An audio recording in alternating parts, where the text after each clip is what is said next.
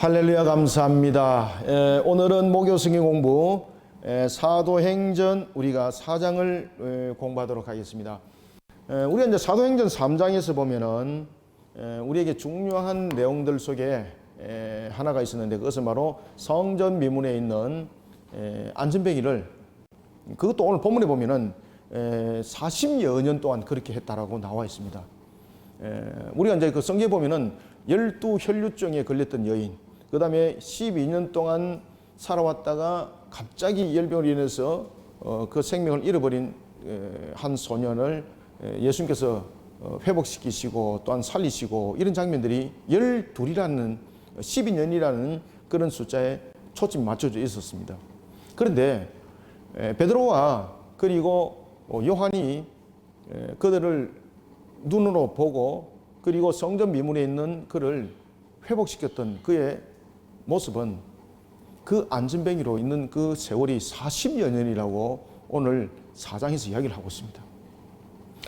이런 속에 베드로와 야고보가 계속해서 복음을 전하고 있습니다. 그 당시에 베드로와 야고보의 복음이라는 것은 유대 공회와는 완전히 그냥 상극되는 그런 내용들이었습니다. 그러니 유대 공회가 기뻐할 수 없고, 유대 공회가 그들의 활동을 용납할 수가 없었던 것이죠. 이러면서 이제 영적 전쟁이 이제 일어나게 되는 겁니다.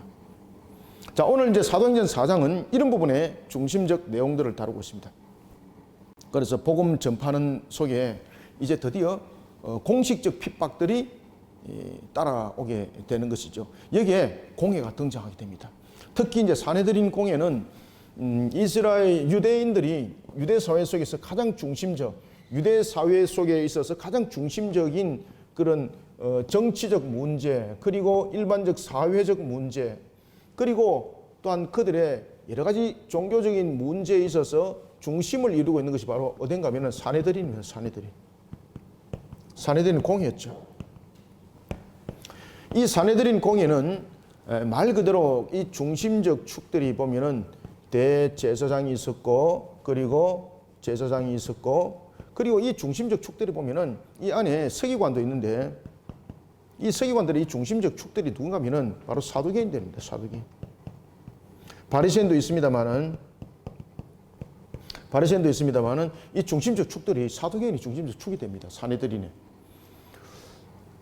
이 사내들인 공회 속에서 일어났던 이 내용들은 유대 사회에 거의 뭐 결정타를 가한다고 이런 보시면 되겠습니다. 그래서 공회 속에서 그들을 하나의 율법적 측면에서 다뤘을 때에 그들이 만약에 이스라엘 공동사회로부터 함께 할 수 없는 내용들이 판결이 되었다 그러면은 그 공동체 사회로부터 쫓김을 당하는, 그건 굉장히 정치적으로, 사회적으로, 종교적으로 굉장히 중심축을 가지고 있는 것이 바로 사내들인 공회였습니다. 말 그대로 이 공회에 밑비면은 공동사회로부터 쫓김을 당하는, 다시 말하면 그 사회에서는 발도 못 디디는 그런 시절이 바로 초대교회 시대였습니다. 이런 상황 속에서 베드로와 그리고 요한이 복음을 전합니다. 거의 뭐 생명을 내놓았다고 보시면 되는 거죠. 이런 상황 측면에서 베드로와 요한이 복음을 전했다는 것은 말 그대로 이들이 두려움 없이 복음을 전했다는 이야기입니다. 그러면 베드로와 요한이 이러한 정도의 사람이었는가? 아니었다는 것이죠. 그러면서 등장하는 것이 바로 뭔가 하면 마가 다락방에 성령 충만한 사건이 이 속에서 나타났던 거죠. 마가 다락방 사건. 마가 다락방에서 나타났던 성령 충만한 사건. 이 성령 충만한 사건을 통해서 베드로와 요한이 그리고 제자들이 복음을 전하는 데 있어서 두려움 없이 전합니다. 두려움 없이.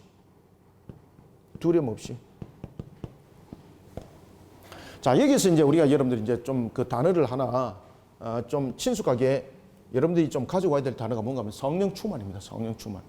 자, 특히 이제 그 사도행전에 보면은 성령과 관련된 부분에 대해서 성령 세례가 있고 성령 충만이 있습니다. 이 부분들은 명확하게 구별하고 하셔야 됩니다. 성령에 대해서 세례가 있고, 성령 세례가 있고, 그리고 성령 충만이 있습니다. 이 부분들은 명확하게 다릅니다. 성령 세례는 이거는 단회성입니다. 단회성. 성령 충만은 이것은 연속성입니다. 연속성. 성령 세례는 뭐가 관계가 있습니까? 죄삼입니다. 죄삼. 성령 충만은 무엇입니까? 성령 충만은 말 그대로 부어주심인데 그 속에는 능력과 그리고 은혜와 이런 여타 하나님의 일하심에 관한 부분들이 이 속에 함께 역사하는 겁니다. 그래서 이 부분들을 명확하게 여러분 구별해 주셔야 됩니다. 그리고 또한 우리가 이제 성령 세례 부분에 대해서 성령 세례와 물 세례에 대한 부분이 또 구별하는 사람인데 성령 세례와 물 세례는 구별하는 거 아닙니다. 이것은 그 당시에 마가다락방에서 있었던 것은 성령 충만한 사건이었고 그것은 성령 세례 사건이 아닙니다. 그런데 사도행전에 이제 보시면은 뒤에 이제 보시면은 성령 세례에 관한 부분들이 나오는데 그거는 그 당시에 있었던 그 하나의 단회적 사건적 측면에서 우리는 설명해 나가야 됩니다. 지금 우리가 여러분들 우리가 이제 그 예수 그리스도를 믿는 믿음 속에서 항상 우리가 이제 잘 알아야 될 것은 우리가 물로서 세례를 받음으로써 우리가 죄산 받는 것 아니잖아요. 예수 그리스도를 믿는 믿음 속에서 우리가 죄산 받는 거잖아요. 그것을 성령 세례라고 말하는 거예요. 그러면 우리가 세례식은 왜 가지는가? 여러분 세례식을 가져야만이 우리가 구원의 백성의 반열에 일서는 것 아니죠. 우리가 지금 물 세례를 사람들에게 베푸는 것은 그때 비로소 그가 죄사함을 받았고 그때 비로소 구원받았다는 것을 말하는 것이 아닙니다. 이 우리가 세례식을 가지는 것은 공포하는 거예요. 공포하는 거. 많은 대중들에게 그리고 공동체 속에 있는 사람들에게 공포하는 것이 그것이 죄사함과는 전혀 상관없습니다. 아시겠죠? 그죠? 그래서 우리의 믿음은 우리의 물세례로 일어나는 것이 아니라 예수 그리스도를 믿는 믿음 속에서 일어나는 겁니다. 그것을 우리가 성령 세례라고 말하는 겁니다. 성령 세례. 아시겠죠? 그죠? 그래서 이것을 물세례가 따로 있고 우리는 세례를 2번 받아야 된다. 당신 물세례를 받았느냐? 성령 세례 받았냐? 이런 그 헛된 소리 하시면 안 됩니다. 성령 세례는 예수 그리스도를 믿는 믿음 속에서 우리에게 거듭남으로서 나타나는 것입니다. 그것을 성령 세례라고 말하는 건데 물세례 받았기 때문에 성령 세례 안 받았으면 다시 받아야 된다고 말하는 것은 이거는요 굉장히 이단적 요소를 가지고 있는 겁니다. 그래서 이것은 굉장히 여러분들이 가르치는 측면에서 조심하셔야 됩니다. 이런 부분들은. 자, 우리가 이제 4장을 이렇게 해서 이제 4장을 보면서 전체적인 내용들을 진행해 나가도록 하겠습니다.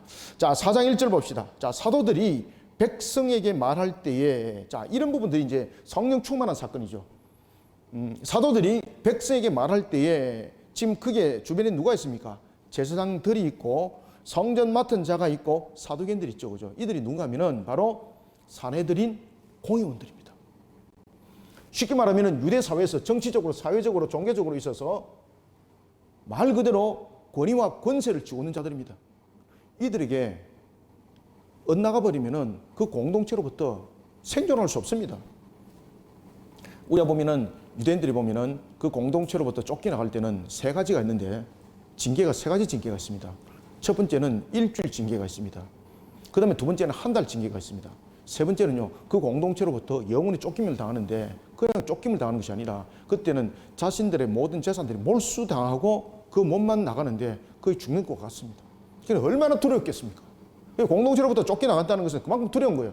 그 공동체로부터 쫓겨나는데 결정 누가 하는가? 누가 한다는 이야기입니까? 공회가 하는 겁니다. 공회가. 아시겠습니까? 그러니까 무서운 거죠.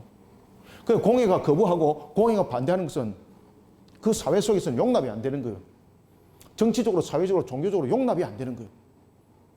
그리고 세례 요한이 요단강에서 세례를 줄 때에 유대인들은 세례를 줄 때 2가지 부분들이 용납이 돼야 됩니다. 첫 번째는 유대인들에게 세례를 주지 않습니다.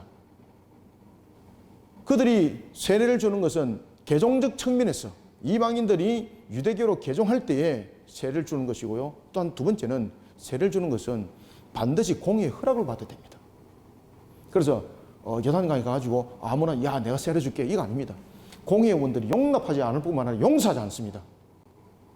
그래서 그 당시에 세례 요한이 있을 때에 사두개인과 그리고 바리새인들이 요한을 사실은 그 현장 목격을 통해서 그를 공회에 제소하기 위해서 사실은 간 것이거든요.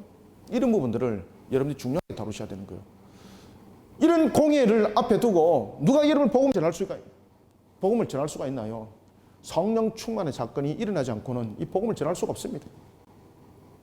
그래서 오늘 본문에 보면은 3장에서도 보면은 성령 충만함으로써 복음을 전했던 베드로, 그리고 또한 성령 충만함으로써 2장이죠. 성령 충만함과 그런 속에서 또한 3장에서는 베드로와 요한이 성전 미문에 있는 안전병기를 일으켰던 사건, 이런 부분들이 전부 다 성령 충만함을 통해서 하나님의 일하심인 거예요.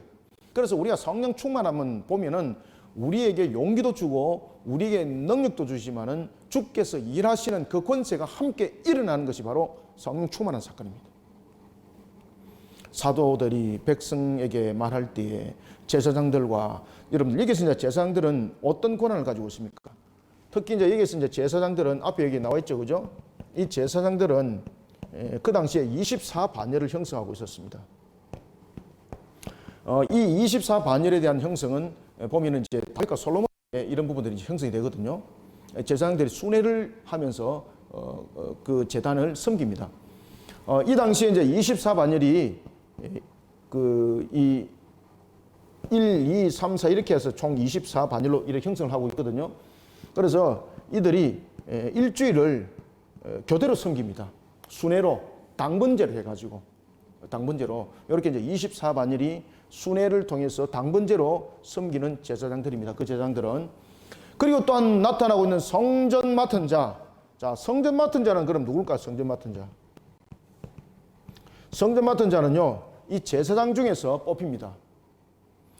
서열로 말하면은 대제사장 다음입니다.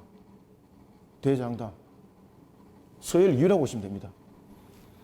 대제사장이 따로 있고 성전 맡은 자가 따로 있었습니다. 아시겠습니까? 그래서 제사장들은 24반열에 순차적으로 성전을 섬기는 자들을 말하고 있고, 그 다음에 성전 맡은 자는 제사장 가운데서 뽑아서, 대제사장이 아닙니다. 제사장 가운데서 뽑아서 또한 성전을 섬기는 그런 자였습니다. 그러니까 이 분류들은 대단한 분류죠. 그 정치, 사회, 종교적 측면에서 공의 중심 세력이니까 대단한 거죠. 그런가 하면 또 누가 등장하는가 하면 사두개인이 등장합니다. 사두개인.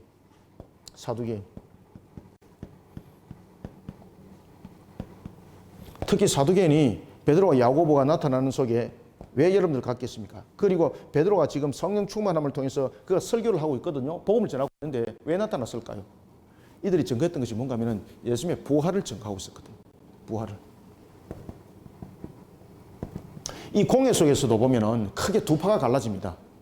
바리새파와 사두개파가 갈라집니다. 이들은요, 마치 원수와 같았습니다. 한 바 걸어가는 있으면서도 도토리와 똑같은 그런 모습이었습니다. 바리새인들은 천사론을 믿습니다. 이들은 부활을 인정합니다. 그리고 천국을 인정합니다. 그런데 사두개인들은 그렇지 않습니다. 사두개인들은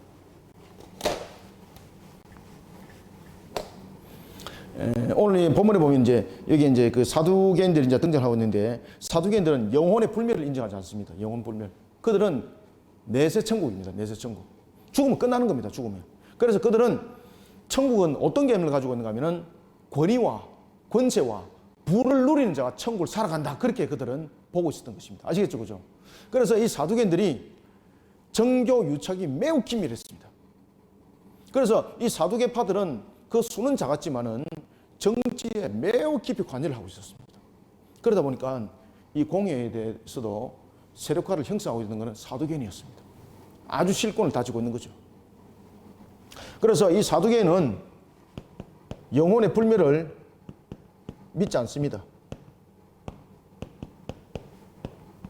그들은 천사론을 인정하지 않습니다. 그들은 천국을 인정하지 않습니다. 그들은 부활을 인정하지 않습니다. 그들은 메시아에 관한 나중에 이제 뒤에서도 이제 그 부분 때문에 이제 논쟁을 하거든요. 그들은 이 메시아의 인격적 메시아를 부정합니다. 아시겠습니까? 그러니까 예수님께서 내가 하나님의 아들이라 그러니까 그들은 받아들일 수가 없었던 거예요. 그래서 이들은 인격적 메시아를 인정하지 않습니다. 그들이 인정하는 것은, 사두개인들이 그럼 인정하는 것은 무엇일까? 오직 모세오경입니다. 모세오경.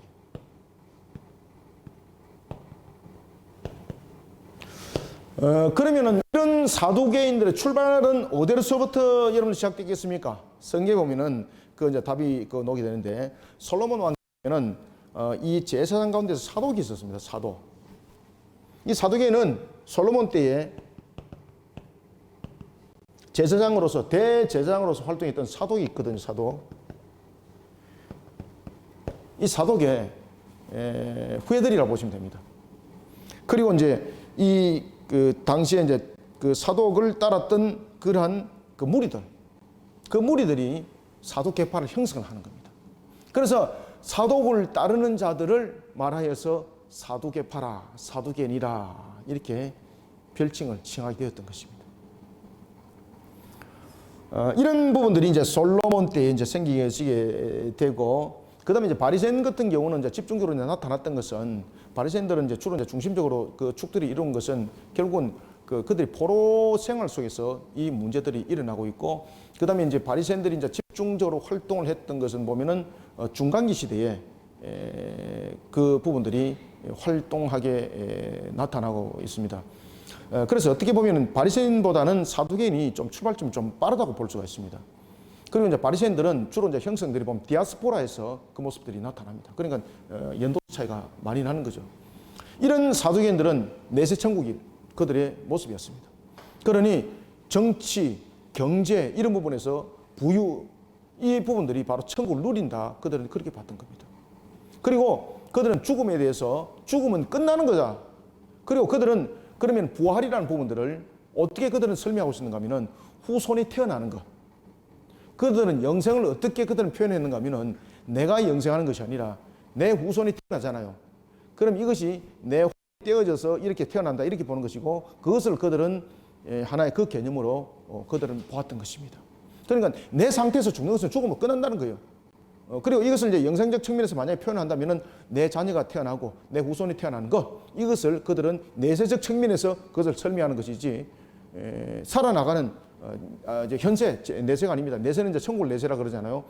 현재 우리가 이제 살아나가는 이런 부분들을 가지고 그들이 이야기하는 것이지, 천국이라는 내세적 측면을 그들은 지향하지 않습니다. 자, 이런 사두개인들이 이럽니다. 그러면서 이제 딱 부활의 문제 딱 들고 노잖아요. 그죠? 가장 큰 쟁점이거든요. 2절. 예수 안에 죽은 자의 부활이 있다고 백성을 가르치고 전함을 싫어하여. 이제 누가 싫어하는 거 아시겠죠? 공의 지금 주축들이 누구란 이야기입니까? 지금 공의 주축들이 지금 사두개인이라는 이야기입니다. 지금 이게. 바리새인들은 부활에 대한 부분들을 받아들입니다. 예수님이 여러분들이 잘 아시는 것처럼 그 심판장에 섰을 때에도 바리새인들과 사두개인들, 특히 이제 그 사도 바울에 대한 문제도 여러분 보시면은 다툼이 있을 때 바리새인들과 사두개인 싸우거든요. 뭐 때문에 싸우는가 하면은 바로 이 부활의 문제입니다. 부활의 문제. 바리새인들은 이 부활을 그들은 인정합니다. 그런데 사두개인들은 부활을 인정하는 것이 아니라 부활을 그들은 인정하지 않습니다. 왜냐하면은 그들은 현세 개념으로서 끝나는 것이거든요. 내세적인 개념이 없어요, 그들에게는. 그래서 오늘 본문에 보면은 베드로와 요한이 공의 앞에서 복음을 전하면서 성령 충만함으로 그들이 사역을 감당할 때에 가장 그들에게 접근하여서 공격을 가했던 세력들이 누군가 하면 바로 사두개인이라는 것을 우리가 확인할 수 있어요. 무엇으로? 오늘 본문에 보면은 바로 예수 안에 죽은 자의 부활이 있다고 라는 것 아시겠죠? 그죠? 그래서 사두개인의 공격이 집중적으로 일어났다는 이야기입니다.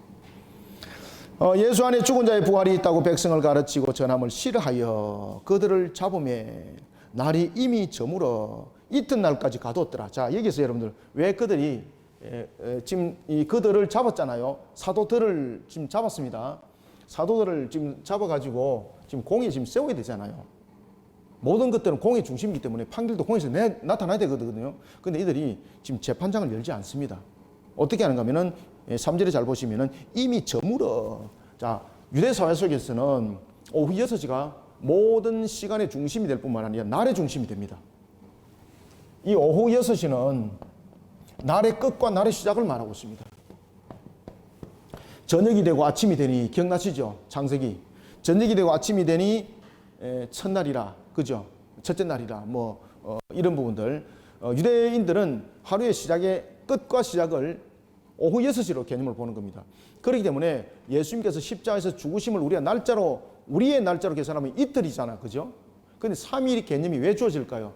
예수님의 죽으심이 오후 3시잖아요. 오후 3시이기 때문에 당일 죽음이고 오후 6시 넘어가니까 그 한 날이 이틀이 돼버리는 거예요. 이해되시죠? 그래서 예수님의 부활은 3일이에요, 3일. 유대적 시간 계산 방법, 유대적 시간 계산 방법. 아시겠습니까? 그래서 그들은 하루의 시작과 하루의 끝을 몇 시를 중심으로 잡는다고요? 오후 6시. 그러면은 오후 6시 이후에는 공회가 성립이 안 됩니다. 공회가 성립이 되는 것은 밝은 날입니다. 밝은 날. 어두울 때는 공회가 성립이 안 되는 겁니다. 그래서 이들을 지금 붙잡았는데 법적 조치를 취하지 못하는 겁니다.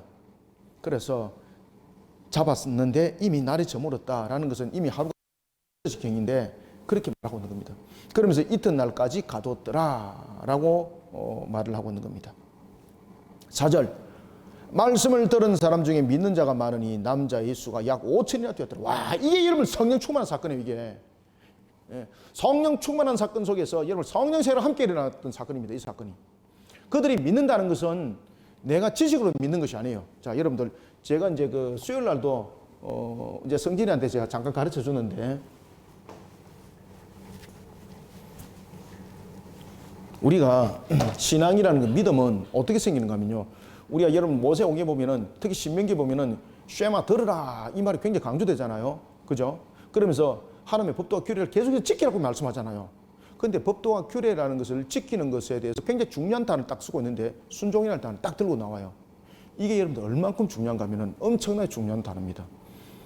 이 속에 우리의 신앙과 은혜가 이 속에 딱 일어나는 순서가 어떻게 되는가 하면은 하나님께서 법도와 규례를 주셨습니다. 그러면서 이 부분들을 지키라고 명령을 할 때에 어떻게 지키라고 말씀하십니까? 순종하여 지키라 그러잖아요. 이 말을 너희들이 좀 판단해가지고 이해가 되거든 나는 지켜라 이 말 안 하잖아요. 그죠? 무조건 지켜 준행하라 그러잖아요. 이게 왜 그런가 하면은 우리가 나타나고 있는 이해와 우리 속에 나타나고 있는 판단은요 유한성을 가지고 있습니다. 그런데 유한성을 가지고 있는 것이 중요한 것이 아니라 인간이 무엇을 가지고 있습니까? 그래서 창세기 부분과 잘 연구를 잘 하셔야 됩니다. 창세기에서는 보면은 하나님께서 창세기 2장 17절에서 행위 언약을 맺지 않습니까? 그때는 아담이 그 행위 언약을 지킬 수 있는 능력이 그에게 있어요. 충분히 있어요. 그런데 인간이 죄를 범하면서 전적 타락과 전적 부패 속에서 인간의 능력이 전부 다 한계 속에 들어가 버렸거든요. 그러다 보니까 우리가 가지고 있는 이 유한성, 인간이 가지고 있는 연약성, 이 부분들이 하나님의 말씀을 올바르게 이해하면서 지킬 수 있는 능력이 없어요. 그래서 제일 중요한 것은 하나님께서 순종하도록 해요. 하나님은 완전하신 분이잖아요. 이 완전하신 분 속에서 들어왔을 때에 우리가 이해와 판단을 하게 되면은 하나님의 말씀이 믿어 의심이 되는 거예요. 왜 그렇습니까? 인간이 이제 무엇이 되어 있습니까? 죄인이지 않습니까? 죄성이 있지 않습니까? 이 죄성이 발동되어서 하나님의 말씀을 바로 보지는 않아요. 그래서 제일 중요한 것은 법도와 규례는 명령하에서 순종하라 했어요. 순종. 그런데 중요한 것은 이 순종했을 때 나타나는 결론이 뭔가 하면은 이 속에서 하나님께서 주신 법도와 규례가 얼만큼 우리에게 복의 울타리인지를 나중에 알게 되는 거예요. 이 속에서 이 법도와 규례 속에서 믿음이 생기고 이 속에서 우리에게 신앙이 나타나요. 신앙이. 그런데 신앙만 나타나는 것이 아니라 이 속에서 무엇이 함께 나타날까요? 이 법도와 규례가 이해가 되는 거예요. 이해가 여기 와야 돼. 여기에. 이게 굉장히 중요한 이야기입니다. 이거 창세기하고 이런 것들 관통 안 하면 이거 말 못합니다. 이거 아시겠습니까? 여기서 이해가 돼야 되는 거예요. 여기서 이해. 여기에서 이해가 됐을 때에 이 이해는 신앙이 되고 이해는 믿음이 돼요. 그러면서 이 속에서 무엇이 맺혀지는가 하면 이 속에서 신앙이 이해가 되면서 이 속에서 은혜의 열매가 나타나요. 은혜의 열매. 이 은혜의 열매가 바로 뭔가 하면 법도와 규례를 지키면은 너희들이 이와 같이 될 것이다라는 이 말씀이에요. 이게. 그런데 법도와 규례를 먼저 이해를 하려고 하면은요 믿음도 안 생기고 신앙도 안 생기고 은혜의 열매도 없습니다. 왜 그렇습니까? 인간이 가지고 있는 무엇 때문에? 죄성 맞습니다. 죄성. 인간이 가지고 있는 죄성, 그 다음에 나타나고 있는 유한성, 이 부분들이 법도와 규례를 이해를 못합니다. 법도와 규례를 무엇으로 얘기하겠습니까? 이해를 하려고 하면은 규제로 보는 거예요. 규제로. 야, 이것도 내인데 가시네. 이걸 왜 지키지? 이게 뭐지? 이거예요. 그래서 우리의 신앙은 무엇부터 신앙은 출발이 되는가 하면요 순종부터 신앙은 출발이 됩니다. 이 구도를 여러분 잘 아셔야 됩니다. 이거 사람들한테 이거 잘 가르치셔야 돼요. 이거 이 사람들이 이것을 모르니까 왜 우리가 그 말씀에 순종해야 되는지 모르는 거예요. 먼저 이해를 하려고 덤비드는 거예요. 이해를 하려고. 이해도 순종과 믿음 속에서, 신앙의 자란 속에서 이해가 우리에게 은혜로 다가옵니다. 우리가 먼저 이해를 하고 신앙을 할 것 같습니까? 우리가 이해를 하고 믿음을 가질 것 같습니까? 그러니까 펠라기오스가 되는 거예요. 알미스가 그 이야기를 하는 거예요. 신앙은 이해를 해서 받아들이는 거예요. 아시겠습니까? 펠라기오스도 바로 자유의지 속에서 결정은 무엇입니까? 내가 이해하여서 판단하여서 내가 결정하는 거예요. 처음부터 가짜주의예요. 그러니까 이런 이제 신학적 부분에서 논쟁들이 있었던 이유들을 우리는 어떻게 말해야 되는가라는 부분에서 이런 구도를 그릴 줄 알아야 돼요, 여러분들요. 이런 부분들을 교부들이 가르쳤어요, 교부들이. 이런 부분들을 교부들이 통전적 신학 속에서 가르쳤어요, 여러분들. 아시겠습니까? 그래서 이 구도를 여러분들이 잘 가르치셔야 됩니다. 굉장히 중요한 구도입니다, 이거. 엄청난 중요한 구도입니다, 이 구도가. 이해가 먼저 올라오면 절대 이런 믿음 안 생깁니다. 왜 그렇습니까? 인간의 죄성은요, 하나님의 말씀을 믿어 의심한다니까요. 뱉어낸다니까요. 그게 신앙이 자랄 수가 없는 거예요. 그래, 여러분들 불신자들 보십시오. 불신자들 가운데서도 보면은 시편 가지고, 잠언 가지고, 심지어 욥기 써 가지고 박사 논문 얼마나 많이 쓰는지 모릅니다. 저는 이제 신학을 이렇게 연구를 하다 보면은 그런 이런 어떤 박사 논문 같은 거 이런 거 수시로 보잖아요. 재밌습니다. 내보다 더 많이 알고 있습니다. 이 불신자들인데 욥기 세대 얼마나 능통한지 모릅니다. 와, 감탄합니다, 감탄을. 이것들이 어떻게 이렇게 연구를 했을까? 근데 그 안에 하나님 없어요. 그냥 지식으로. 그래, 자신들이 가진 유한 속에서 가둬져 있기 때문에 더 이상 안 내려오는 거예요. 제일 중요한 것은 하나님께서 법도와 규례를 주신 것은 완전하신 하나님 주신 거지 않습니까? 그래서 이 속에서 우리는 명예 순종한 속에서 이렇게 딱 들어가야 되는 거예요. 그러면 이 속에서 신앙이 자라고 이해가 되어지는데, 이 이해가 주님을 무엇으로 만나겠습니까? 이 속에서 인격적으로 주님을 만납니다. 이 속에서 주님을, 하나님을 인격적으로 이 속에서 만납니다. 이 속에서는 하나님을 인격적으로 만난다, 못 만난다? 절대 못 만납니다. 절대. 어디 완성 속에서 있는 우리가, 부패한 우리가 주님을 이해를 해서 인격적으로 만나겠습니까? 안 만나집니다. 그러니까 박사 논문에 실컷 썼는데 그들에게는 하나님이 없어요. 여러분들 아시겠습니까? 읽어보시면은 기가 막히게 썼습니다. 근데 제가 읽은 것보다 쓴 것보다도, 그들이 수년을 연구해서 쓴 것보다도 제가 한 30번 쓴 것보다 더 못 써요. 제가 쓰는 거는 그 속에 무엇이 있을까요? 하나님이 있는 거, 하나님이. 살아계신 하나님이 있는 거예요. 여러분들 아시겠습니까? 이 가치가 다른 거예요, 가치가. 그래, 가치가 다른 거예요. 이런 구도를 반드시 형성하셔야 돼요. 이런 구도를. 그래서 이해는 위로 올라가면 안 돼요. 이해는 그냥 내려와야 되는 거예요. 순서가 법도와 규례, 명예, 순종을 통하여서 믿음이 생기고요. 이 속에서 신앙이 만들어져요. 이 속에서 이해가 되어지고 주님이 인격적으로 만나져요. 하나님이. 이 속에서 은혜의 열매가 맺어진다니까, 이거. 이제 성진이는 이제 배웠다고 이제 좀 안다고 이제 다 이렇게 나는 이미 알고 있어. 이 부분들을 여러분들 머릿속에 각인시키시기 바랍니다. 사도행전도 이 내용들을 계속 반복적으로 나옵니다. 사도행전도. 그래서 성령 충만한 사건이 무엇인가를 잘 기억하시기 바랍니다. 말씀을 들은 사람 중에 믿는 자가 많으니, 그래서 그들 이해하고 여러분 믿음이 생기겠습니까? 아닙니다. 그 말씀을 들어 순종하면서 믿음이 생기고 신앙이 생기고 이해가 되고 인격이 만들어지는 겁니다. 신앙의 인격이죠. 이 속에 은혜의 열매가 맺어집니다. 이런 것들이 성령 충만한 사건 속에서 일어난다니까요. 성령 충만한 사건 속에서. 5,000명이나 믿더라. 약 5,000명이나. 야, 어마어마한 사건이 터진 겁니다. 지금 이 유대 사회 속에서는 사내들인 공예가 중심인데, 특히 사두개인들이 중심이지 않습니까? 부활을 전했습니다. 사두개인들이 가만두겠습니까? 이 베드로와 야고보 이놈들 잡아가지고 족쳐야 되겠다. 이제 이렇게 된 거죠, 이제. 그래서 잡으러 왔습니다. 잡았습니다. 그런데 사내들인 공예 속에서는 그 법이 밤에는 재판을 못 합니다. 그러니까 이제 해가 뜰 때까지 이제 가둬놓는 거예요. 예수님도 여러분 보시면은 안나스의 집에 끌려갔습니다. 재판이 아니죠. 예수님의 법정은 날이 샜을 때 다시 합니다. 그것이 그들의 법정입니다.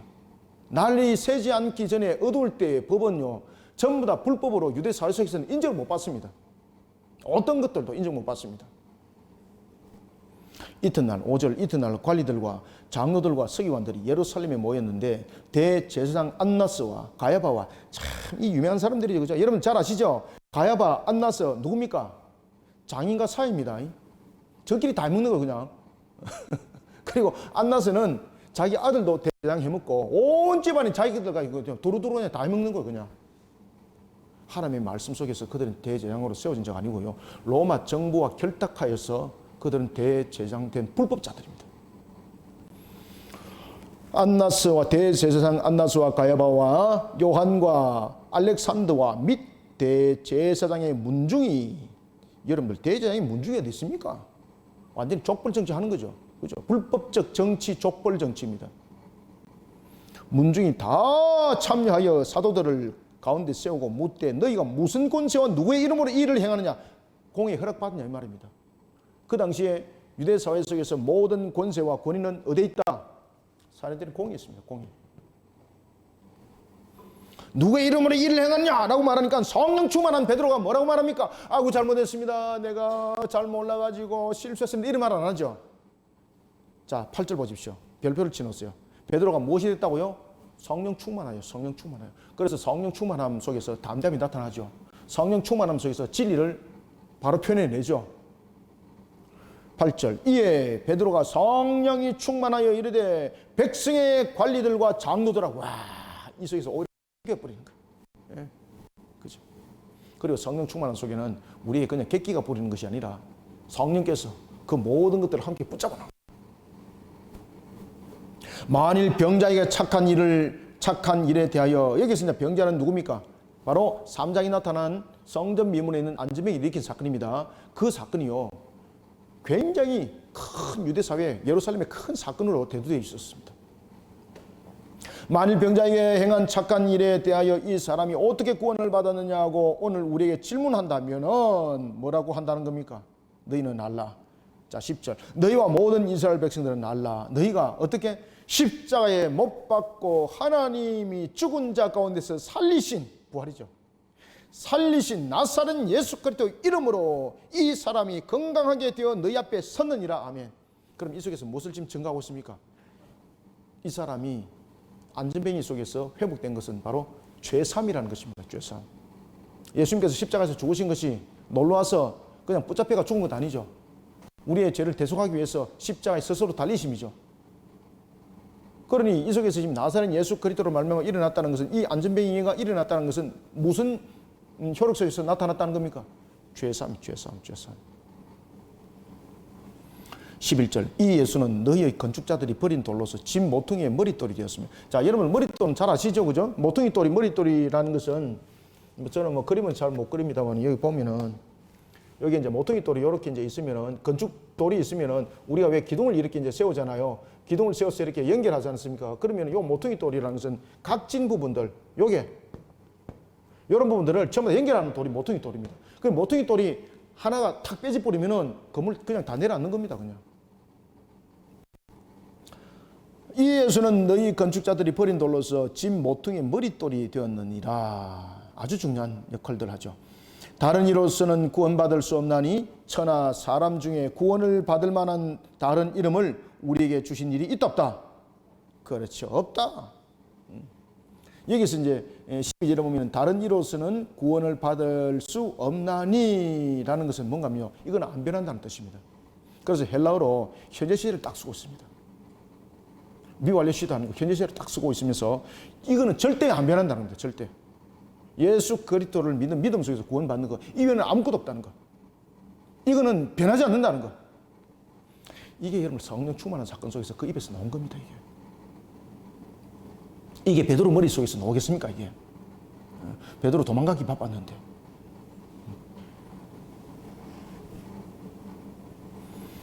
다른 이로서는 구원받을 수 없나니 천하 사람 중에 구원을 받을 만한 다른 이름을 우리에게 주신 일이 없음이라 하였더라. 아멘. 이게 여러분 진리 아닙니까? 진리. 그렇죠? 그래서 성령 충만한 사건 속에서 이런 진리의 말씀들이 나오는 거예요. 이게. 그러니까 성령께서 그의 입술을 통해서 말하게 만드는 거예요. 13절. 그들이 베드로와 요한이 담대하게 말함을 보고, 자, 베드로와 요한이 어떻게 담대해질 수 있었죠? 그렇죠. 성령 충만입니다. 성령 충만. 성령 충만은 그냥 객기 부리는 것이 아닙니다. 성령 충만은 그 입에 말씀의 권세가 있는데 그 말의 입의 권세가 이 한 날에서는 금이 되는 겁니다. 지금 그들이 말씀을 선포하는데 지금 사내들이 공회들이 꼼짝 못하고 있죠. 이 말씀 속에서 권세가 함께 일어나는 겁니다. 그러니까 이 말씀이 선포되면서 사내들인 공회원들이 마치 이들을 사로잡아서 붙잡아 놨지만은 베드로와 요한에게 감당이 안 되는 거죠. 영적으로 전부 다 사로잡힌 것은 바로 그들이었습니다. 이것이 성령 충만한 속에서 입술의 권세만 나타난 것이 아니라 모든 환경들을 지배하게 되는 거죠.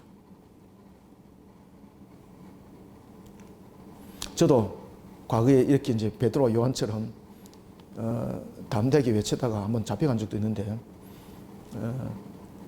성령 충만하게 되면은 여러분들 보시면은 우리에게 부끄럼보다는 우리의 모습 속에서 주님이 보이잖아, 그죠? 내 심령 속에서 주님이 느끼지 않아요. 여러분 그런 거 못 느낍니까?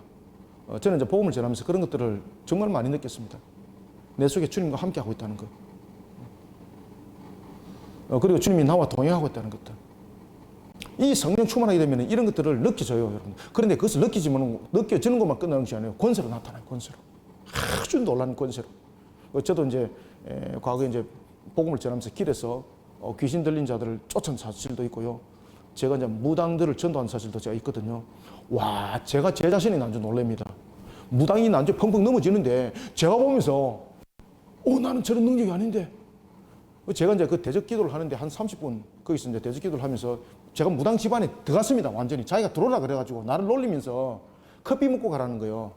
그래서 좋다 그러면 커피 먹자. 그래서 무당 그 안에 들어갔는데 와 진짜 무섭더라니까 진짜로. 그래서 제가 예수 믿는 사람으로서 내가 이 커피를 먹을 때에 내가 기도를 하고 내가 먹겠다. 그러니까 막 나를 조롱하면서 그래 네 마음대로 해봐 그러는 거예요. 그래서 제가 커피잔을 딱 놔놓고요. 제가 기도를 했거든요. 기도를 하는데 성령이 저를 덮어버리는 거예요. 그러면서 저 입을 여는데요. 와, 제가 상상하지 못했던 기도가 막 나오는 거예요. 와, 그런 대적 기도가 나오는데 이 난조 무당이 그냥 막 뒤로 그냥 발랑이 차빠져요. 막. 무당이 막 뒹굴고 막 울고 난리가 나요, 나중에. 진짜로. 그 내용을 옆에 있는 권사님이 보신 거예요. 그러면서 이 무당이 난조에 뭐라 그러면 자기 형님이 목사한 거예요, 자기 형님이. 키가 찬 거는. 그래서 하나님이 그렇게 인도하셨어요. 그래 놀랄 사실은 그 다음 주에 제가 그 장소로 또 갔는데 그 무당집이 없어져 버렸어요. 한 주 사이에 없어져 버렸어요. 이걸 갖고 권사님이 옆에 다니는 권사님이 저와 같이 전도할 때 따라다니는 권사님이 계시거든요. 그분은 지금도 이야기합니다. 저와 같이 겪었던 그 사건들을 아직도 이야기합니다. 저를 따라다니면서 넘어져가지고 다리가 이만큼 부어가지고 두 분의 권사님이 계셨는데 한 분은 나를 따라다니면서 9번은 넘어져가지고 무릎이 깨져가지고 내보고 내 따라다니다고 골병만 든다고 막 이러는 거. 그건 제가 막 가슴에 확 찌르는 거. 그래 내가 시장바닥에 앉아가지고 권사님 무릎 걷으라고. 그래 내가 권사님 내가 기도할 테니까. 그래 시장바닥에서 제가 막 그냥 기도했습니다. 하나님 권사님 내 따라다니다가 골병 들고 내 따라다니다가 되는 것도 아무것도 없고 이렇게 다리까지 이렇게 골병이 들어가지고 저를 원망하는데 하나님 주님의 능력으로 이 무릎을 치료하여서 살아계신 하나님을 보여주십시오. 제가 막 완전 통수기도 하면서 막 간절하게 기도를 했거든요. 이 권사님이요. 다리가 나섰어요. 다리가 나섰어요. 이런 일이 일어났었습니다. 아시겠습니까? 하나님 살아계십니다. 이게 성령 충만한 사건 속에서 나타나더라고요. 저는 치료할 수 있는 능력 없습니다. 지금 해봤는데 안 되더라고요. 제 다리도 안 낫더라고요. 필요에 따라서 하나님께서 그렇게 쓰시더라고요. 아시겠습니까? 그래서 여러분 성령 충만을 경험을 한번 해보십시오. 놀라운 역사들이 일어난다니까요. 베드로와 요한이 사건이 바로 이 사건이잖아요. 그죠? 객기 부리는 것이 아니라니까 이게.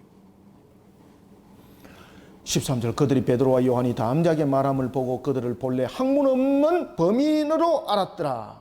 자 여기서 본래 학문 없는 범인이라는 것은 왜 범인이라는 단어를 썼을까요?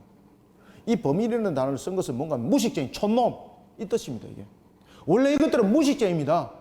이것은 얘들은 원래 촌놈들입니다. 갈릴리 출신이잖아, 그죠? 못 뺐잖아요. 바로 그 이야기입니다. 그래서 여기에서 범인이라는 것은 그냥 범죄하는 범인이 아니고 기득권 세력이 아니라는 것과 그리고 또한 공인이 아니라는 것을 공인과 반대되는 것 이것을 범인이라고 말하는 겁니다. 그래서 여기서 말하는 범인은 바로 이들은 무식쟁이 아시겠습니까? 말 그대로 이들은 무식쟁이였다 이 말입니다. 무식쟁이였다. 이 촌놈들이었다. 갈릴리. 이것을 범인이라는 것으로서 단어를 딱 표현한 겁니다. 그러니까 이들이 딱 사람도 딱 구별하잖아요. 그죠? 그런데 우리는 예수 안에서는 구별 안 하죠. 한 형제, 한 자매라 말하지 않습니까? 그런데 공회들은 딱 이런 식으로 이제 구별을 딱 하는 거죠. 등급을 딱 매기는 거죠. 그들은 본래 학문 없는 법으로 알았다가 이성적이며 또 전에 예수와 함께 있던 줄도 알고 영난 사람이 그들과 함께 서 있는 것을 보고 비난할 말이 없는지라. 베드로와 야고보를 통해서 함께 있습니다. 정인이잖아요. 사내들인 공회가 분명히 이들은 자신들의 권위와 권세로서 그 정치와 사회와 종교를 이끌어갔지만은 그럼에도 불구하고 그들에게는요 대중에 대한 의식이 있었습니다. 반란이 일으키게 되면은 자신은 어떻게 됩니까? 로마 정부로부터 이 공회에 있는 이놈들이 로마 정부로부터 일어나고 있는 다스림을 회방한다 이렇게 되잖아요. 그러면 사내들인의 공회에 있는 그들은 다 쫓겨나가는 거예요. 그죠? 빌라도가 그렇게 해서 합의한 거 아닙니까? 그래서 그 당시에 로마에 이런 하나의 다스림 상태에 있다 보니까 이 공회도 대중적 측면에서 반란이 일어나는 것은 그들에게는 매우 치명타죠. 지금 이거 잘못 선택되가는 그런 반란이 일어날 것 같은 그런 모습들이 나타났습니다. 왜? 5천 명이 지금 회개하고 성령 충만함 속에서 그들이 지금 회개하고 돌이켰잖아요. 그죠? 그래서 14절에 또 병난 사람이 그들과 함께 서 있는 것을 보고 비난할 말이 없는지라 명하여 공회에서 나가라. 그 당시에 공회는 공회원 외에는 아무도 그 안에 둘 수가 없었습니다. 그래서 베드로와 야고보가 이제 풀려나는 장면입니다. 이 속에서 나가라. 그죠? 풀려나는 장면입니다. 공회에서 나가라 하고 서로 의논하여 이르되 16절 이 사람들을 어떻게 할까? 야 이거 어떻게 하나 이거 어떻게 하나 그러면서 이렇게 말합니다. 어떻게 할까? 그들로 말미암아 유명한 표적. 여기서 유명한 표적은 무엇입니까? 입에서 입으로 전달된 알만한 사람들은 그 당시에 다 알고 있는 사건. 그리고 특히 이 유명한 사건 가운데서 대표적인 것이 바로 성전 미문에 안즈명이 일으킨 사건. 이 성전 이 사람의 나이가 그 당시 40여 세라고 말하고 있습니다. 그것이 22절에 나타납니다. 자, 함께 읽어가면서 봅시다. 16절 이 사람들이 어떻게 할까? 그들로 말미암아 유명한 표적 나타난 것이 예루살렘에 사는 모든 사람에게 알려졌으니 확인할 수 없는지라. 17절 이것이 민간에 더 못하게 그들을 위협하여 이후에는 이 이름으로 아무에게도 말하지 말게 하자 하고 협박을 한 거죠. 그런데 성령 충만한 그들이 이런 협박에 넘어가나요? 천만에 여러분들요. 그들을 불러 경고하여 도무지 예수의 이름으로 말하지도 말고 가르치지도 말라 하니 베드로와 야고보는 아이고 알겠습니다. 알겠습니다. 다음부터 그렇게 안 하겠습니다. 내가 실수해가지고 이랬는데 다음부터는 그런 실수 절대 안 하겠습니다. 이런 말 안 하죠. 베드로와 요한이 대답하여 이르되 하나님 앞에서 너희의 말을 듣는 것이 하나님의 말씀을 듣는 것보다 옳은가 판단하라. 여러분 멋지지 않습니까? 우리 이래 돼야 됩니다. 복음 전하다 붙잡혀 가면은 잘못했습니다. 내가 입이 요상하여서 입이 잘못 열렸는데 다음부터 이런 짓 절대 안 하겠습니다. 이러면 안 됩니다. 우리의 복음의 증거의 입술은요 죽음의 순간이 오더라도 우리는 여기에 대해서 배반치 말아야 됩니다. 왜냐하면 우리에게는 부활이 있으니까요. 아시겠습니까? 그래서 우리는 죽음을 두려워하기보다는 주님을 배반하는 것을 두려워하시길 바랍니다. 20절 우리는 보고 들은 것을 말하지 아니할 수 없다 하니 이게 이 구절을 딱 보면은 여러분들 저는 누가 생각나는가 하면은 바로 일정시대 때에 최건능 목사님 생각이 나요. 이 목사님은 베드로 야고보처럼 배운 것이 별로 없어요. 무부자와 같았습니다. 그리고 이 목사님이 목사로 세워집니다. 신자 참배를 거부합니다. 일본 헌병한테 붙잡혀 들어갑니다. 얼마나 많이 두드리고 맞은지 만시간이 돼버립니다. 그런데 때리 패는 사람 지쳐버립니다. 왜 그러냐면 때릴 때 으악 살려주세요 이러면 때리 패는 사람도 좀 신이 날 건데 때리 패니까 예수 천국 때리 패니까 불신지요 이러니까 때리 패다 자신이 지쳐가지고 난주 이렇게 말합니다. 야 이놈아 때리 패면 아프다 소리 좀 하고 살려주세요 이러면 내가 멈출 것 아니냐. 너는 왜 그렇게밖에 말하지 않느냐. 그러니까 내 속에 그것밖에 없습니다. 내 속에 그것밖에 없습니다. 그래서 난주에 때리 패던 헌병이 지쳐가지고 나가라고 그 유명한 찌라고가 있습니다. 그래서 오늘 본문을 보면은 난 그 생각이 나는 거예요. 아시겠습니까? 이게 성령 충만한 사건 속에서 나타나는 겁니다. 그게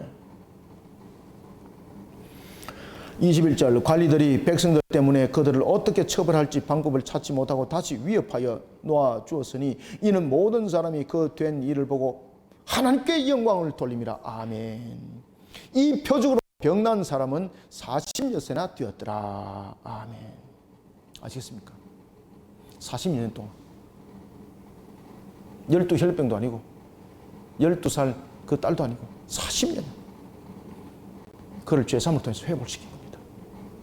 이것이 유대 사회의 아주 유명한 사건이었습니다. 아주 유명한 사건이었습니다.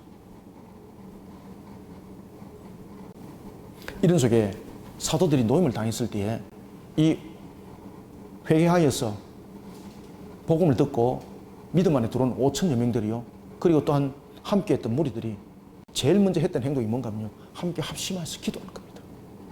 하나님께 감사, 영광을 올려드리면서 기도하는 것이었습니다.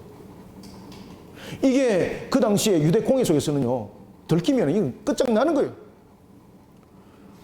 사도들이 23절 사도들이 노임의 그 동료에게 가서 제사장들과 장로들의 말을 다 알리니 24절 그들이 듣고 한 마음으로 하나님께 소리 높여 이르되 내 주제여 천지와 바다와 그 가운데 만물을 지은 이시요 또 주의 종 우리 조상 다윗의 입을 통하여 성령으로 말씀하시기를 어찌하여 열방이 분노하며 족속들이 흑사를 경영하였는고. 세상의 군왕들이 나서며 관리들이 함께 모여 주와 그의 그리스도를 대적하도다 하신 이로소이다. 아멘. 이렇게 합심해서 기도하는 거예요.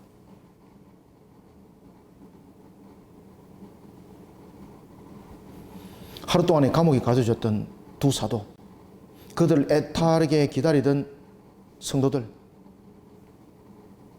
그들이 석방되자 제일 먼저 했던 행동이 바로 기도였습니다. 기도였습니다. 26절에 보면은 세상의 군왕은 누구를 말하고 있습니까? 세상의 군왕은 로마의 세력을 말하고 있고요. 그리고 관리들은 누굽니까? 유대 종교 지도자들입니다. 기독교가 이렇게 양쪽에서 핍박을 받고 있을 때도 이들은 담대했습니다. 성령 충만함이 우리를 이렇게 만들어갔던 겁니다. 27절 과연 헤롯과 본디오 빌라도는 이방인과 이스라엘 백성과 합세하여 하나님께서 기름 부으신 거룩한 종 예수를 거슬러 하나님의 권능과 뜻대로 이루려고 예정하신 그것을 행하려고 이 성에 모였나이다. 악한 자들은 예수님을 죽였으나 그러나 하나님께서는 그 악한 자들이 예수님을 십자가에서 못 박힌 사건을 통해서 하나님은 오히려 하나님의 계획하신 뜻을 이룹니다. 본문은 그 내용들을 설명하고 있는 겁니다. 29절 주여 이제도 그들의 위협함을 구워보시옵소서.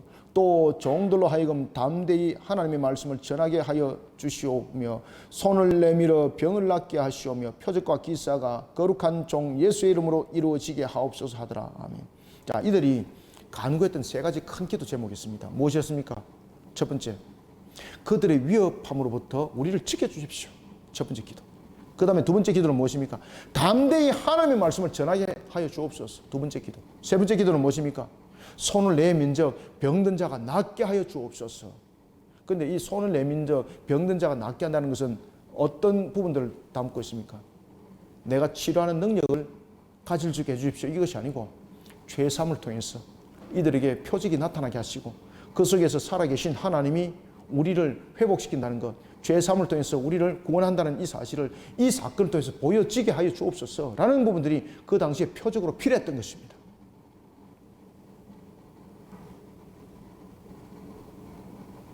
그런데 이런 기도 제목들을 세 가지를 이야기를 하면서 결국은 누구의 이름으로 이루어지기를 원하고 있습니까?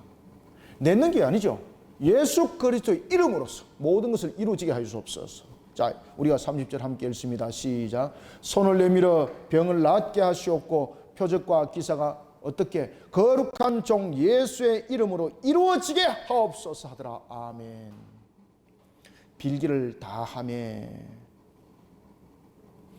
오순절 사건은 여러분 잘 아시는 것처럼 성령 세례와 성령 충만이 동시에 일어났던 사건이죠. 성령 세례는 단회적으로 이루어졌다면 성령 충만은 성령 세례로 인하여서 구원을 경험한 사람이 더욱더 영적으로 충만한 역동적 삶을 살아가는데 반복적으로 필요한 것이 바로 성령 충만입니다. 성령 충만하여 담대히 하나님의 말씀을 전하니라. 어떻게 했어요? 어떻게 해서 하나님의 말씀을 담대히 전할 수 있었습니까? 성령 충만하여. 성령 충만하여. 32절 믿는 무리가, 여기서 믿는 무리는 누굽니까? 성령 충만한 자들입니다. 성령 충만한 자들. 믿는 무리가 한 마음과 한 뜻이 되어 모든 물건을 서로 통용하고 자기 재물을 조금이라도 자기의 것이라 하는 이가 하나도 없더라. 이제 코이노니아가 형성이 되죠, 그죠? 초대교회 때 있었던 그 유명한 코이노니아가 이제 이런 식으로 하나를 이루게 되는 겁니다. 서로 통용하고 서로가 서로를 돌아보고, 이것이 이제 하나님의 형상의 회복입니다. 하나님의 형상을 돌아보는 형상 회복 속에서 나타났던 것이 바로 코이노니아입니다. 코이노니아. 함께 나누는 겁니다. 함께 서로 통용하고. 그래서 이것을 우리가 이제 코이노니아의 한 부분들을 담고 있다라고 말하는 겁니다.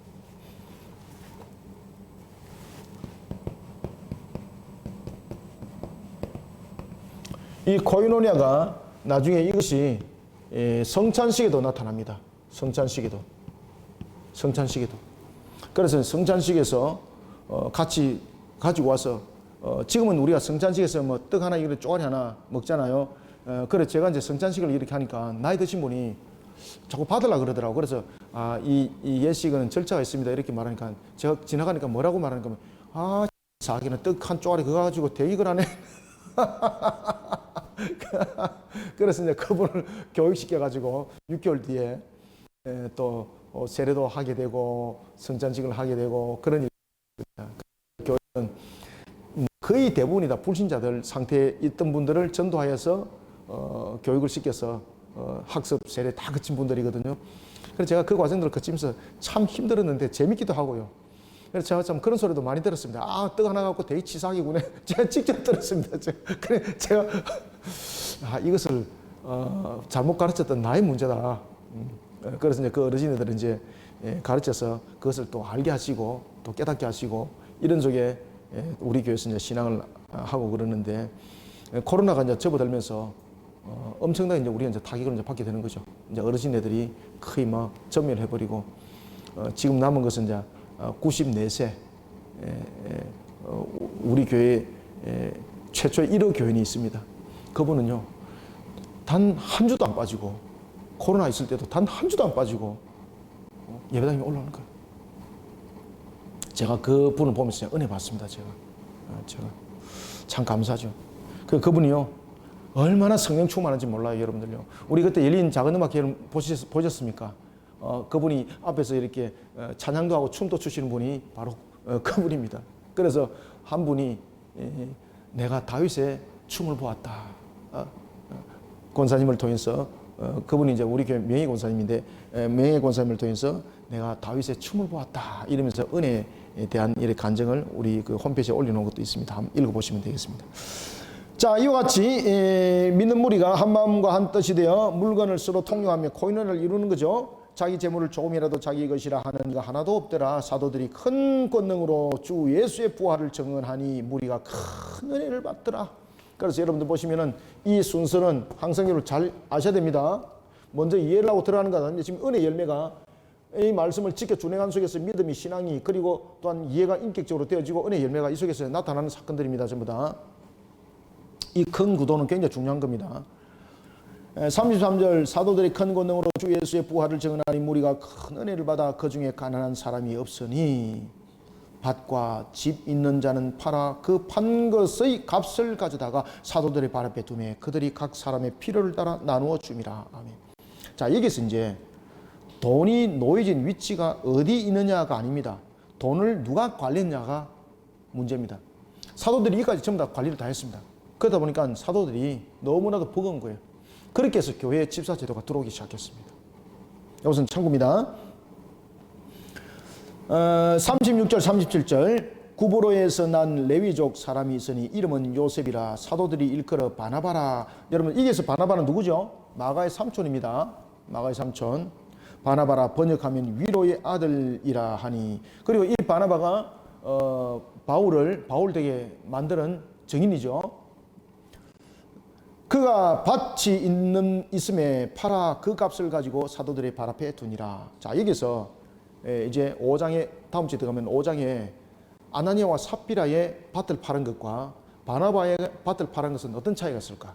자, 여기서 본문에 보면은 37절에서 보면은 여기서 그 값을 팔아 그 값을이라고 있는데 이것은 투 카레마라는 단어를 쓰고 있어요. 카레마.